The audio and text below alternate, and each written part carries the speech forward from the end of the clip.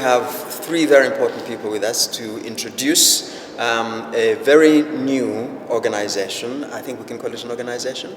And it is called 36 Million Solutions. And we have with us Nancy Arbery, who is the in charge of partnerships, private sector partnerships at the United Nations High Commission of Refugees, or UNHCR. And we have Mr. Fokuo, who is Isaac Fokuo, who is in charge of Amahoro Coalition, and that is very much a private sector organization. And we've got Julien Euler, who is you're the CEO of Inhomoko. Inhomoko is also a private sector organization. Thank you very much, Vincent. I'm the founder of the Amahoro Coalition, and Amahoro Coalition is a private sector initiative that was set up in 2019. And the purpose was to bring together private sector actors as well as humanitarian partners and other stakeholders to address issues facing refugees and displaced people in Africa. But the essential thing, and that by itself is not that unique, but what is unique about it is that it's an Africa-led initiative. The idea is to get Africa private sector and other partners involved in the conversation to solve for two particular verticals, which is education and livelihoods. So those are the two things that we focus on. Our partners have great initiatives that they work on, and all we do is do our part to support their initiatives and to amplify their voices of what they're trying to do.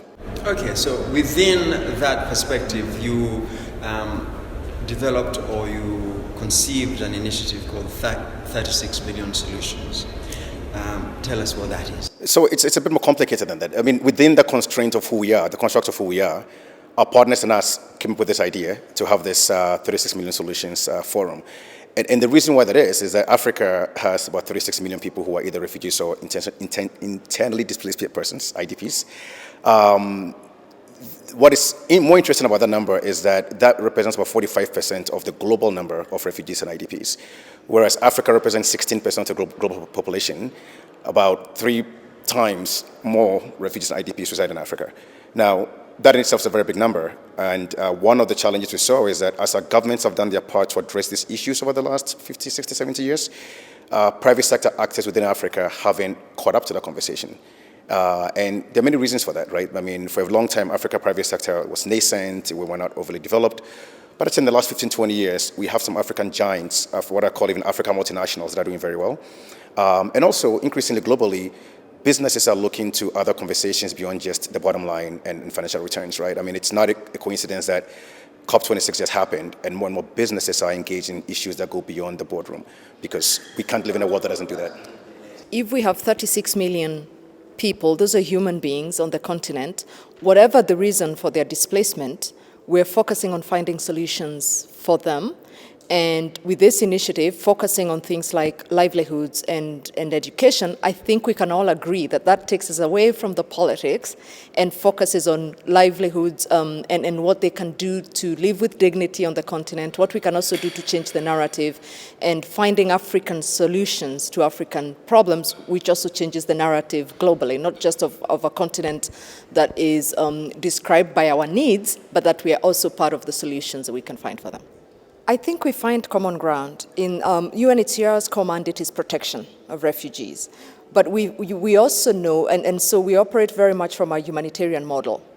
But as you take care of refugees' basic needs, and you find that many people are now displaced for many, many years. So if you're a young child who was born in Dadaab refugee camp in Kenya, for instance, since 1993, you have gone through school, you have gone through college, you're now a young graduate. So the solutions we can provide for refugees as UNHCR cannot just be the basic needs anymore, because we have people living in displacement for many more years than we thought about. So that's why, thinking about what they do. And if you were to look at livelihoods, for instance, what does livelihoods mean? It means that these people are able to make a living for themselves. They make a living either because they're entrepreneurs, they're creating that income for themselves, they need jobs. And who creates jobs? Where do we find jobs? Where, if you're a business person, so that is the private sector. And so that is why the conversation with the private sector and finding common ground in areas where we can work together is really important for us as well. Many people I meet in Dadaab, many of the young people I meet have never been to Somalia. They were born in Dadaab and they're raised there. So And the solutions for them, some of them may be inter-DAB, some of them may be within the country, and some of them may be through resettlement and moving elsewhere. But when you look at solutions like education, that is the one thing, it doesn't matter as a refugee where you end up, you can always take that with you. And when we think about education too, especially for this initiative, we focus a lot more on tertiary education, which then makes the bridge from education to jobs. What you do post-secondary education as well. So it was, for us, it was very easy to join in and be a partner in this conversation with the private sector because it makes sense. We had been in conversations for a while together with the Amahoro Coalition. We started by looking at some very specific things at the time, tertiary education, and we asked them if they could help mobilize private sector.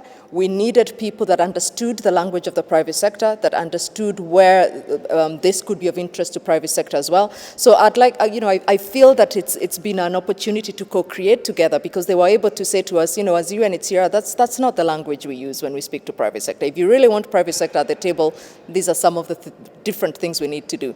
So it's been a great partnership, and when we thought then about this specific forum, it just came naturally from where the conversation started that if we need people to help us raise money for scholarships for refugees, you need to take a few steps back, actually, because the African private sector is not yet aware of the opportunities and how to partner with you. So maybe let's take a step back and see where do we begin. And so then that's been the job that Amahoro has helped us bring us along on this journey. What's really interesting about this conversation so far has been the questions around what do refugees need? And the reason I'm in this conversation is because of what refugees can contribute. At Inhomoco, we've worked with about 20,000 refugee and host community businesses here in Rwanda. Those businesses have created more than 20,000 jobs. And what's fascinating about this is those refugees created jobs not just for other refugees, but for host communities. We are the largest lender to refugees in Rwanda. And since the beginning of the COVID-19 pandemic, refugees have been repaying their loans at better rates than anyone else. So that's what this forum is really about, 36 million solutions. It's not about what we can do for refugee communities as the private sector, but it's about how can we work in these communities, because these communities have so much to contribute. So in Homoko Entrepreneur Development, we are a business advisory firm, and we help micro, small, and medium enterprises in Rwanda to grow. So we help them with their financial management, tax advisory, as well as other general sort of operational consulting. But in addition to that, we offer direct financing. So we're able to offer loans at below market rates. We're also able to offer other financial products to help these businesses grow. And that's what we do. And so it's just very natural for us as we are working with businesses all throughout Rwanda. And here in a country where refugees have the same opportunities as nationals. So for us it was, well, we must include these communities within our own business model. And Homoko also has offices in Kenya. And as we've talked about some of the refugee communities there, it's fascinating to think that the Kakuma refugee camp would be the equivalent of the 10th largest city in the country. There's $56 million in annual consumption in these communities. And the beauty of this forum that we had in partnership with Amahoro Coalition and UNHCR was the number of other private sector industries who see refugee communities and communities of forced displacement as that next frontier market for them. Same way as Nancy was describing, our vision, our mandate is to be a platform. So all we are is the platform where we bring people together to solve some of these problems, right? And so UNHCR was our first port of call because when you're talking refugees, that's where you start. Inhomoco came in because they, as she said, they're the largest lender to refugees in Rwanda and one of the largest places in East Africa. So it will make sense to work with another private sector partner who is also in that space because that's the constituencies that we're serving. And also, I think the other reason is that I think you said this early on. For a lot of these conversations, it's usually been a very humanitarian type, NGO type relationships. And I think that bringing the private sector voice in there, but actually a partner who also can speak both languages, I think was also very critical, because I'm a private sector person. I've never worked in the humanitarian space before, and they have. So the fact that they can work in those spaces very well and actually sort of manage some of the nuances was very important. And finally, also because, I mean, Nancy alluded to this, language matters, yeah? So when you talk about the language they use in the respective organizations, that is sometimes where the common ground conversation comes about, right? Private sector talks a certain way, NGOs talk a certain way. And so the two partners we have, between the three of us, I think we cover a lot of the breadth of that language, those language barriers to speak. Actually, we do want it to be African. That's very clear. And I think that what's happened the last couple of days is a testament to that. You know, we set out a few months ago to talk about having an event in Rwanda, end of November, early December. And at the time, it was 3 people having a conversation. And we brought others along. This week, we had over 200 people show up in Kigali during the pandemic to have a conversation about a topic that's very important to all of us. And so it's not just 3 of us anymore. We have over 200 partners who are in the room with us. We have over 700 people online virtually who joined us. So it's out there already. I would like to just to go back probably to the question you asked Isaac before, that a lot of these conversations, at least for UNHCR, are also happening globally. What is inaugural about this is that it's the first time we do it on the African continent. And for UNHCR, we partner with many multinationals, with many global companies, but we do that in a framing that is slightly different. So it's very much philanthropic. It's fundraising. It's fundraising in North America and in Europe, money that is then spent here. What we're trying to do here is engage African private sector in being part of the solutions. So that is both financial and non-financial as well. And I think that is what is unique about this. And that's why we say we really want this to be Africa-led, so that we can have more Africans on the table, which then also allows us to have a more African voice at the global table as well for UNHCR. And you asked about, private sector, the language thing, market solutions. I think I'd like to say that even we as UNHCR are now changing. We have actually changed a lot, and I'd like to believe that that's the case for NGOs. A lot of our work is founded on the Global Compact for Refugees, which was signed in 2018. And in that document that many, many governments have signed up to, it calls for a all-of-society approach. This includes not just partnering with governments, who are our primary partners, but working with civil society, and private sector is specifically named in there as the other partner that we should work with. So you will see that the culture of our organization is changed. Our language is also changing. And as we try and bring together the humanitarian and the development conversations closer, to find solutions for refugees, so you'll find that we've actually changed. And even the kind of people we now employ in some of our units in livelihoods. So Julian's counterparts, for example, when she's doing the work that she does, many of them now will also have this kind of background. So I'd like to believe we're coming closer. Yeah, I mean, Rwanda, I think, is one of the really great examples of policy that works really well for refugees. It's not the same across the board. Some countries do much better than others. Rwanda is definitely a model example of refugee management. So yeah, it's one of the other things we do here as well. When we talk with private sector and when private sector is at the table, they also talk about the challenges for implementing what it is we are encouraging them to do. So if they're in a country where refugees don't have that freedom of movement, then that's an issue when it comes to giving internships or employment, and so but they can also be a partner for us, together with governments, to see good examples like Rwanda, like Uganda, where things are better, and then how can we, together with the private sector also, and together with our governments, help that conversation move along? I mean, for me, it's just very simple. Watch this space, because you are going to be blown away by what some of these companies are going to do over the next year.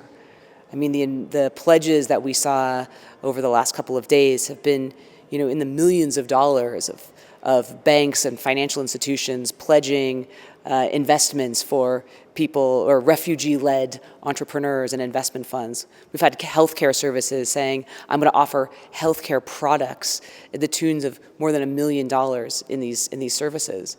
And I would say, now's the time to get involved, because there are already people who are doing it. And we're going to see a lot of tremendous market opportunities and solutions coming out of this forum. Absolutely. Look, I think as we started this conversation, I didn't have any defined goal that we have to reach X, right? All I knew was that we had to start a conversation, and then all I knew was that we have to bring people together. And I think what I hoped to get from the forum was the idea of an intentionality of building community, and I think that happened.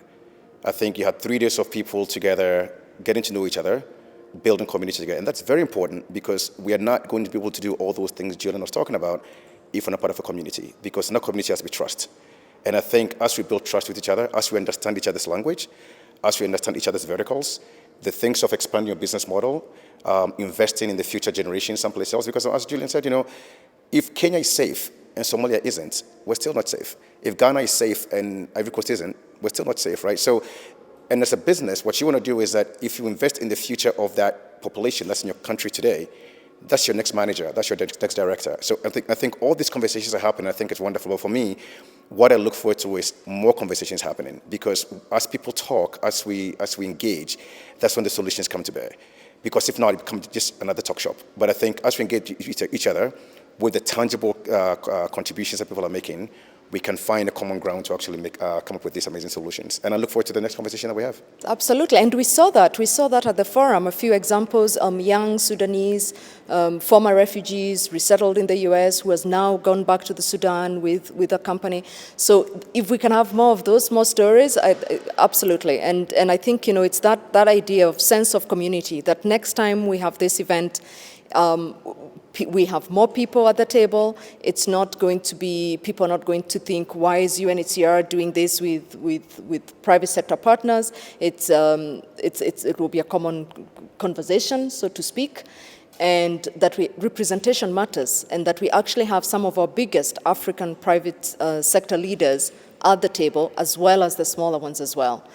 Because I think everybody counts and everybody has something to bring to the table. So that's what I hope comes out of this. But probably the one concrete thing I really hope to see is that all the people that made pledges at this forum will spend the next year or so implementing them.